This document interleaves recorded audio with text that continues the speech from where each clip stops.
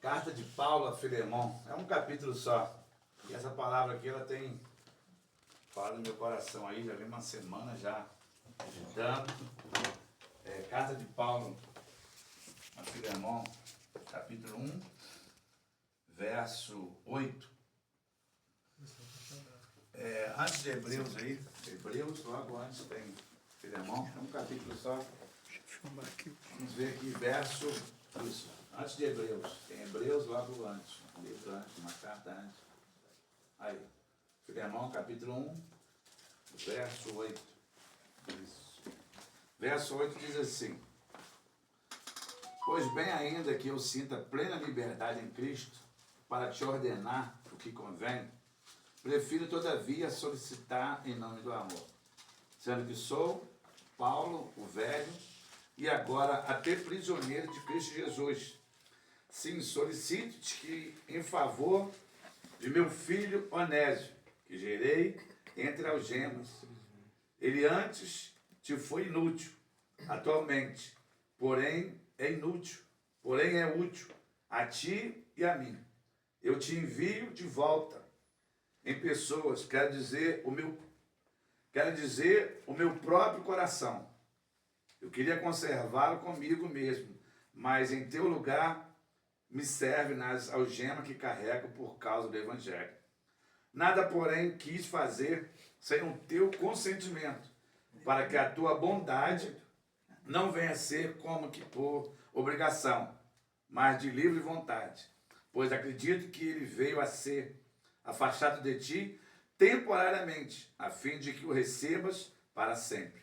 Não como escravo, antes muito acima de escravo, como irmão caríssimo, especialmente de mim, e com maior razão de ti, que quer na carne, quer no Senhor. Se, portanto, me considera companheiro, recebe-o como se fosse a mim mesmo. Essa carta aqui, eu achei interessante que essa carta aqui é Paulo escrevendo uma carta para a gente entender aqui, para Filemão. Quem era Filemão? Filemão era um companheiro do Evangelho, era um companheiro de Paulo nas obras missionárias. Só que Filemão, ele tinha, naquela época, ele tinha muitas posses. E as pessoas não eram um CLT como hoje. Era escravo, as pessoas compravam a pessoa, 30 mil, 50 mil, e a pessoa servia, tipo assim, vamos dizer, 50 anos. Durante 50 anos servia. Chegando aos 50 anos, ou seja, acabou o tempo, ele era livre para seguir a vida dele. Geralmente o escravo ele não tinha família fora. Então o que ele fazia? Se você quisesse continuar como escravo, você tinha que furar a orelha e aquele brinco. Aonde você chegasse, a pessoa olhava e dizia: esse aí é escravo por livre, espontânea vontade. Ele não era mais preso. Ele era escravo porque ele quis ser escravo. Só que Onésio era escravo de Filemão. Só que Onésio, ele foge, ele consegue fugir antes desses 50 anos. E aí eu não sei o que ele apronta lá, no meio dessa fuga, ele é preso. E quando ele é preso, quem encontra ele? Apóstolo Paulo. E apóstolo Paulo evangeliza ele, discipula ele, e conversa com ele e pergunta da onde que ele estava vindo. E ele diz que era servo de Filemão. Só que ele ainda tinha uma dívida ainda, ou seja, ele tinha que pagar aquele tempo.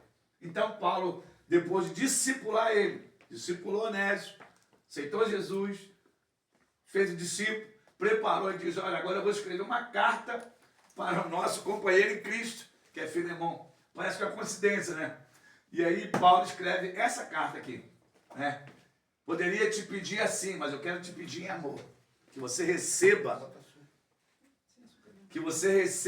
Onésio, não como escravo, não como um escravo, mas recebe ele como irmão em Cristo.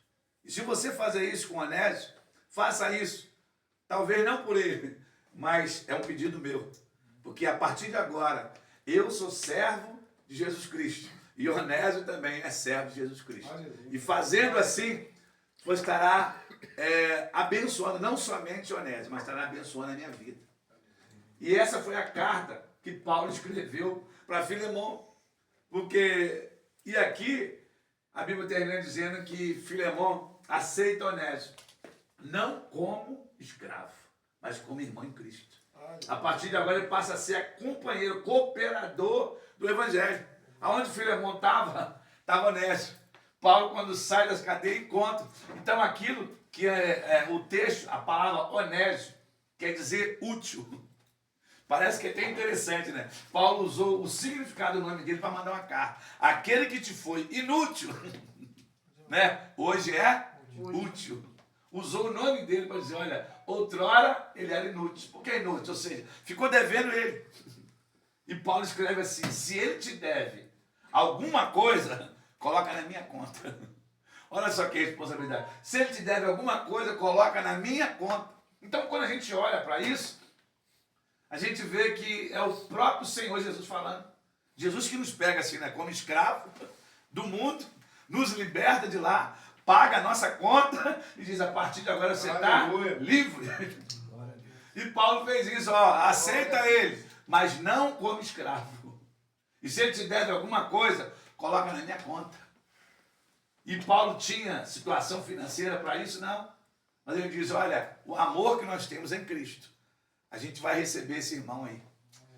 Então, Ronaldo, eu estou trazendo essa palavra aqui porque você não tem mais débito nenhum, cara. Você não tem mais débito nenhum. Aleluia. Outrora, não era só você que era inútil. Todos nós éramos inúteis. Mas agora nós somos úteis na obra do Senhor. Aleluia. Nós somos úteis. Mas Satanás, ele tenta dizer que a gente é inútil, que a gente não presta, que a gente não tem valor, que a gente tem um débito. Então ele tenta nos ameaçar, ele tenta nos provocar, ele tenta dizer, nos desqualificar, para dizer que nós somos inúteis. Só que não foi Paulo que pagou esse preço por nós, foi Jesus. Aleluia. Jesus pagou um preço, e quando ele morreu lá na cruz, a última palavra dele, ele diz, Teltelestai, está tudo pago, está tudo consumado, não deve nada. Só que às vezes Satanás, ele tenta nos dizer, nos desqualificar, nos colocar para baixo, dizendo que a gente não presta, dizendo que a gente não consegue nada, dizendo que não vai progredir, não vai prosperar. Então, essas palavras, elas conseguem nos alcançar. E às vezes a gente começa a sentir isso. Eu não sirvo para nada, né? Eu não sirvo para nada, eu não sou nada, eu não sou ninguém, as coisas não melhoram, as coisas não andam. Só que nós somos comprados por um preço muito caro. E não foi preço de promoção, não. Alguém teve que dar vida. Alguém teve que dar vida. Ele deu a vida em nosso lugar. Paulo estava dizendo, se ele te der alguma coisa, coloca isso na minha conta. Na realidade, Paulo ali, ele era um intercessor. Ele entrou na brecha, pelo honesto. Um homem que foi na cadeia com dívida.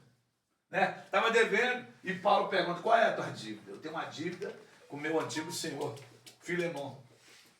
Paulo deve ter conversado, parece uma coincidência. Filemão é nosso companheiro do Evangelho, cooperador, coopera comigo. Tem uma congregação na casa dele. Então, às vezes assim, a vida acontece isso. Às vezes parece que é uma coincidência, mas é o Espírito de Deus trabalhando na nossa vida. Quantas das vezes nós passamos por situações e nos sentimos um nada? Às vezes no casamento, às vezes na vida financeira, às vezes no nosso trabalho, e a gente se sente um nada, até às vezes na saúde mesmo. A gente se sente tão impotente, porque Satanás fica dizendo, você não vai conseguir, você fez isso, você fez aquilo. Então nós somos acusados dia e noite. Mas a palavra de Deus diz que aquele que está em Cristo, nova criatura é. Amém. Aquele que está em Cristo, nova criatura é. As coisas velhas se passaram. E eis que tudo se fez novo. Então nós viemos aqui nessa noite, Ronaldo, para dizer para você, você é útil. Amém. Útil. Lembra essa palavra, Onésio? Glória a Deus. Que significa útil. Outrora poderia ter ser inútil. Não só você, todos nós eram considerados inúteis. Mas hoje nós somos úteis. Aleluia.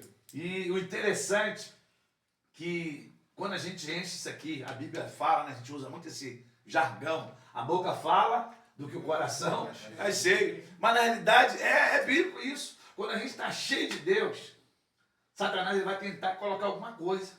Mas sabe o que vai acontecer? Não vai alcançar, porque nós estamos cheios de Deus. Aleluia. Então a própria boca vai começar a falar. Satanás, aqui não. Eu até era inútil, mas agora eu sou útil. Eu até era isso aí, mas agora eu não sou. Eu me lembro quando eu me converti, 3 meses de crente, eu morava com a minha tia. E vindo da igreja, você vem numa paz, numa alegria. Quando eu cheguei em casa, era todo mundo espírita. Quando eu entrei, minha tia se manifestada, prima, dando consulta, aquele negócio tudo, e começou a me humilhar perante o outro. E começou, agora você está dizendo que é crente, que você fez isso, já bebeu, já fumou, já está dizendo que é crente. E eu comecei a ficar com vergonha, porque na realidade era verdade. Só que o Espírito Santo me lembrou, tudo isso era verdade. Só que agora você já recebeu Jesus como um Senhor e Salvador da tua vida. Você recebeu perdão. E o Espírito Santo, quando começou a me lembrar das coisas, eu consegui responder. Eu disse, tudo que você está dizendo é verdade. Já fumei, já bebi, já cheirei, já usei muita droga, fiz muita coisa errada, mas eu aceitei Jesus. Ele perdoou meus pecados. E o meu nome está escrito no livro da vida. E quando eu falei isso, me deu assim uma autoridade. Eu me senti grande, mas não grande assim, de força. Eu senti que Deus estava comigo naquele momento. E aí eu comecei a usar a ousadia. Disse, Satanás, essa vida que você está usando, ela não te pertence. Ela não te pertence, ela tem um dono. E Jesus também pagou um preço pela vida dela. Aleluia. Na mesma hora ela disse, chamou minhas primas, estava na reunião e disse, diz para o meu cavalo que nunca mais ela ia descer naquela casa. Porque tinha uma luz muito forte, que ela não conseguia mais descer sobre ele. E eu entendi, eu entendo que é o próprio Deus se manifestou. Então, Ronaldo, eu quero dizer para você nessa noite, você tem essa autoridade sobre a tua vida. Amém. Você pode ter feito muitas coisas erradas, mas Jesus, você já aceitou Jesus como Senhor e Salvador da tua vida. Os teus pecados foram perdoados. Foram perdoados e é colocado uma placa, proibido pescar, ninguém pesca mais. E quando os nossos pecados são perdoados, nós somos lavados, a dívida está quitada. Satanás pode até lembrar do nosso passado, mas o nosso presente e o nosso futuro está limpo. Aleluia. Então ele não tem esse poder para acusar o nosso presente. Ele pode até dizer, você fez isso, você disse bem, você fez passado. Agora, eis que tudo se fez novo. Então, quando a gente enche isso aqui, coração, de palavra, de louvor, a boca vai falar. 3 meses de crente, eu não sabia nem como expressar. E acostumado, e fui confrontado mesmo. Era uma luta espiritual, dando consulta. Eu acabo de chegar da igreja, imagina. Foi uma guerra que eu não provoquei, eu não procurei. Eu estava entrando na minha casa, quando eu entrei aconteceu. E eu confesso a você, na hora dá um medo. O braço começa a arrepiar, eu senti vontade de sair dali. Só que como eu fui provocado, a Bíblia diz, a boca fala, o coração está cheio. Começou a me provocar, e eu disse, tudo isso eu já fiz.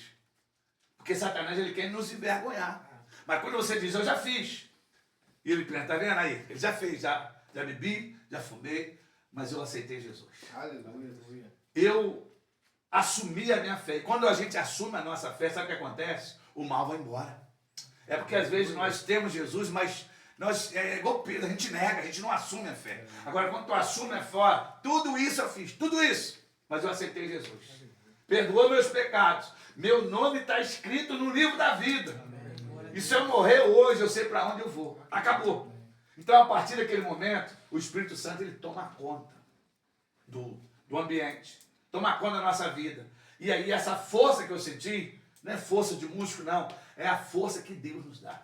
Aleluia. Aquele medo que eu senti na hora foi embora. O pânico que eu senti na hora foi embora. Depois fui lá, apaguei as velas, peguei a cachaça, peguei tudo, joguei fora. E no outro dia começou, a guerra continuou. Por que essa guerra? Essa guerra, ela é infinita. Ela é infinita. É uma guerra que não passa. Né? Tem até um texto lá de Mateus 12:43, diz que quando o espírito imundo ele sai do homem, ele procura lugares áridos.